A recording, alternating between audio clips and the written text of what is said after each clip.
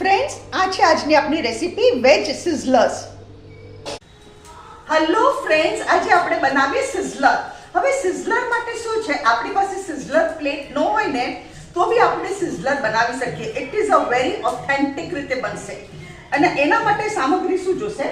હવે આમાં માપ કાંઈ નથી, તમે જેટલા ફેમિલી મેમ્બર્સ હોય એ રીતે તમારે કરવાનું. અહીંયા મેં સ્પેગેટીને શું કર્યું, ગરમ પાણીમાં તેલ અને સોલ્ટ નાખીને બોઇલ કર્યું અને ગરમ પાણી ખદખદવા માંડ્યું ને એટલે એમાં સ્પેગેટી નાખી અને પછી મેં ઠંડા પાણી નીચે ચડી ગઈ એટલે ઠંડા પાણી નીચે બરાબર ધોઈ અને એને તેલ ચોપડીને રાખી એટલે આપણી સ્પેગેટી બધી છૂટી રહે એટલે એકબીજાને ચોટી જાય. બીજી સામગ્રી શું છે? Potato chips. પટેટો ચિપ્સ માટે મેં શું કર્યું છે, કાચા પાકા બટેકા બાફી લીધા અને એને ફ્રાય કરી કાઢ્યા. પટેટો ચિપ્સ તમારા ફેમિલી મેમ્બર્સના હિસાબે તમારે કરવાનું.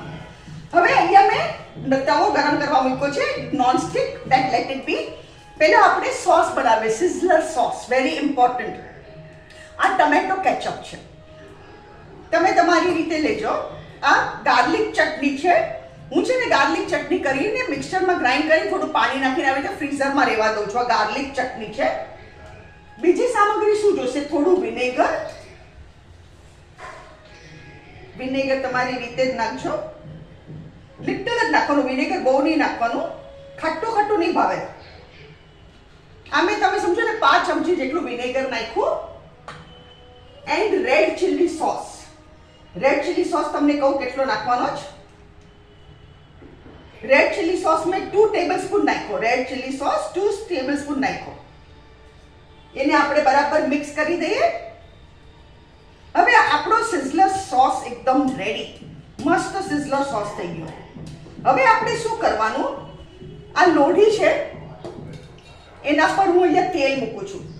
તેલ આમાં મેં ચિપ્સ તળેલી એ જ તેલ છે.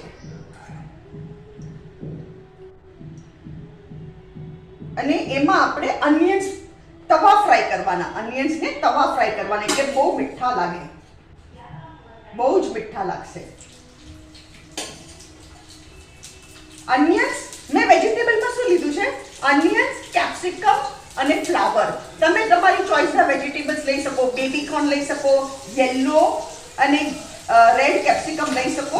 Veggies you can take according to your choice. એમાં કાંઈ પ્રોબ્લેમ નહીં આવે. જે વેજીસ તમારા ઘરમાં વધારે ભાવતા હોય that you can add. Baby corn છે આમાં બહુ સરસ લાગે, પણ મારી પાસે અવેલેબલ નહોતા અત્યારના બેબી કોર્ન. આપણે એક જ બેચમાં બધા અનિયન્સ ફ્રાય થઈ જાય. આને છે ને ફાસ્ટ ગેસે જ કરવાનું, એકદમ ફાસ્ટ ગેસ. હમણાં હું મારો ગેસ ફાસ્ટ કરી કાઢું છું. આ તો તમને કહેતી હતી રેસીપી એટલે મેં સ્લો કરેલો. આને છે ને થોડી બ્લેક આવે તો બાર્બેક્યુ જેવી સુગંધ આવશે એટલે આને થોડું બ્લેક નીચેથી થાય તો ચિંતા નહીં કરવાની. આપણા અનિયન્સ ફ્રાય થઈ જાય ને પછી આપણે કોલીફ્લાવર બી આવી રીતે ફ્રાય કરશું, કેપ્સિકમ બી આવી રીતે ફ્રાય કરશું.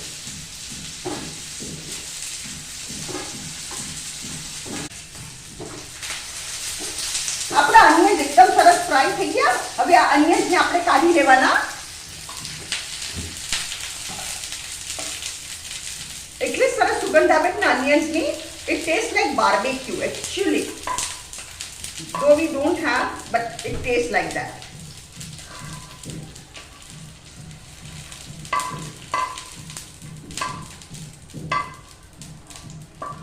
આમાં બહુ તેલ બી ન જાય, ડીપ ફ્રાય કરતા બહુ ઓછું રહી જાય. હવે ફ્રેન્ડ શું કરવાનું, આ જ લોઢી છે એમાં તેલ બી પડ્યું છે. હવે હું કેપ્સિકમ નાખું છું. અત્યારે ગેસ શું કામ ધીરો કર્યો, બીકોઝ હું બીજો બેચ નાખું છું કેપ્સિકમનો. હવે પછી ગેસ ફાસ્ટ ગેસ જ કરવાનું. આને એટલું ધ્યાન રાખજો તમે. Everything should be on the fast gas.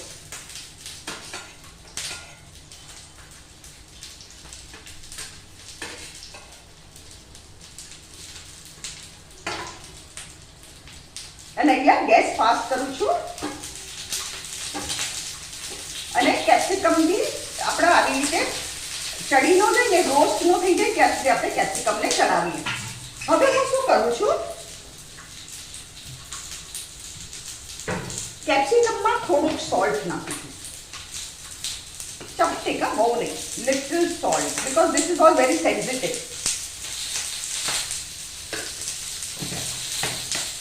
મેં બીજી વાર હજુ તેલ નથી નાખ્યું, જરૂર લાગે તો નાખશું. પેલા પહેલા હું એને હલાવી દઉં, બીકોઝ આપણી લોઢી ઓલરેડી તેલવાળી છે.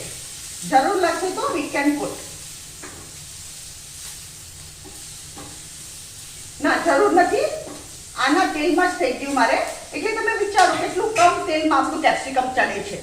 અને હવે આપણે શું કરીએ, આ અનિયન્સમાં બી થોડું સોલ્ટ નાખી દઈએ. અનિયન્સમાં બી લિટલ સોલ્ટ.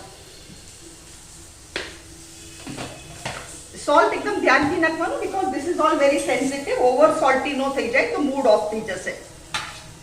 એને આપણે મિક્સ કરી દઈએ. અનિયન્સને આપણે મિક્સ કરી દીધા. અનિયન્સ કેટલો સરસ કલર આવી ગયો. એવી રીતે કેપ્સિકમ ફટાફટ થઈ જશે અને વાર નહીં લાગે જરાય. કેપ્સિકમ એકદમ સરસ થઈ ગયા. આને બી હું એક સાઈડ કાઢી લઉં છું.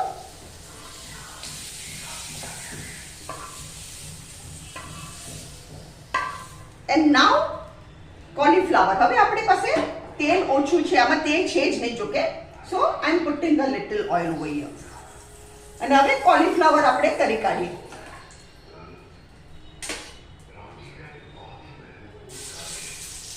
આ તમે જરૂરથી એકવાર ટ્રાય કરજો. Believe me, this taste very good, very good. This is my tried recipe. મેં ટ્રાય ઓલરેડી કરી ચૂકી છું. મારા હલતા ચાલતા હું બનાવું છું આ સિઝલર ઘરમાં.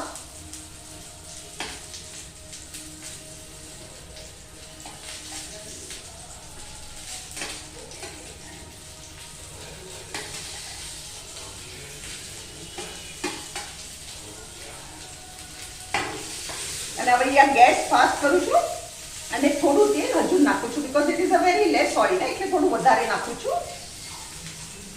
આપણા કોલીફ્લાવર એકદમ ટેસ્ટી લાગવા જોઈએ. અને આને બી આપણે બરાબર શેકી લઈએ.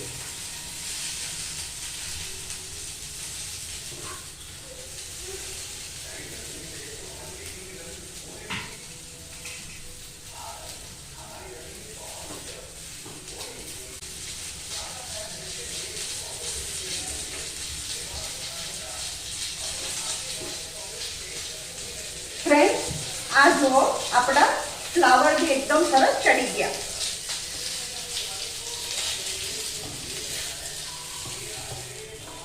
હવે તમારે શું, આ ગેસ બંધ નથી કરવાનો. આપણે આગળની પ્રોસિજર કરવાની બાકી છે. હવે મેન આપણે સિઝલર બનાવશું, તો ગેસ બંધ કરવાની જરૂર નથી. આ લોઢી તો આપણી ગરમ છે. આના ઉપર થોડો બટર પાથરવાનો. બટર પાથરો. હવે એના ઉપર આપણે સોસ, આપણો સિઝલર સોસ જે આપણે તૈયાર કર્યો એ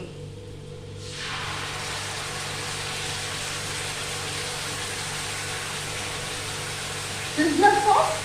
હવે સ્પેગેટી, આપણે સ્પેગેટી નાખવાનું.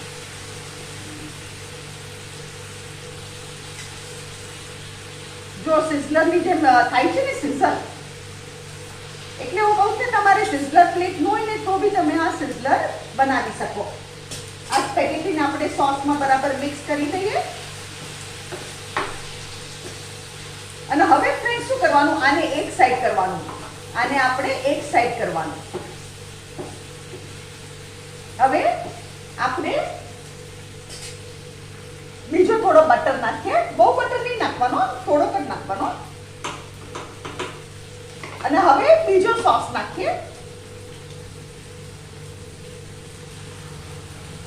અને હવે આના પર આપણે પોટેટો ચિપ્સ નાખીએ.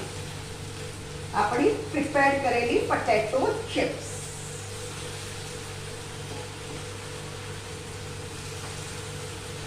અને આને બી આપણે એકવાર હલાવીએ.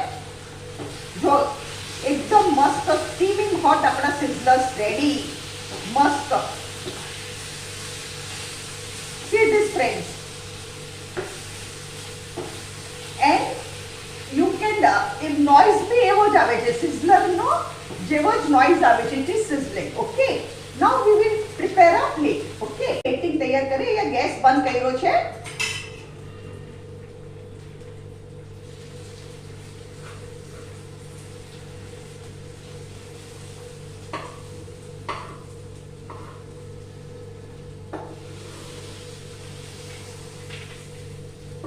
તમારે છે ને બધા ફેમિલી મેમ્બર્સ માટે આ અલગ અલગ કરવાનું. હા, એક ફેમિલી મેમ્બર્સ માટે આવી રીતે અલગ અલગ કરવાનું.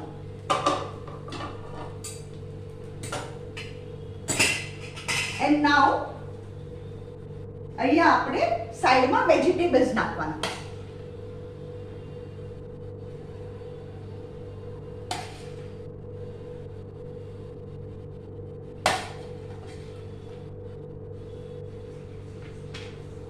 Friends, this is our recipe sizzler. અગર તમને મારી વિડીયો પસંદ આવે તો કમેન્ટમાં જરૂરથી લખો, તમે બી બનાવો અને મને જરૂરથી કમેન્ટ કરો કે how do you find my recipes, અને મારી ચેનલને જરૂરથી સબસ્ક્રાઇબ કરો.